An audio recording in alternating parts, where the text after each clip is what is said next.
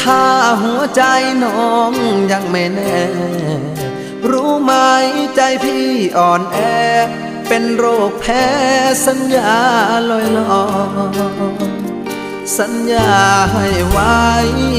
กี่ครั้งก็พังบ่อยๆพี่หรืออุตส่าห์หลงคอยหน้าใจน้อยคอยเธอทุกที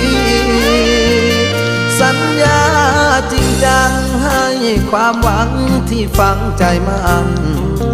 จะรักกับพี่ยืนนานปากหวานยืนยันทั้งปีแต่งงานเมื่อพร้อมอย่าหอมยอมใจรักพี่คนลับก็คือช้ำฟรีคนดีไม่มีสัจจาสัญญาเอ่ยมาแล้วก็ลาจากเหลือไว้เพียงซากกาบคำหวานบั่นทอนชีวาเห็นเธอดีจากแทบไม่อยากจะเชื่อสายตา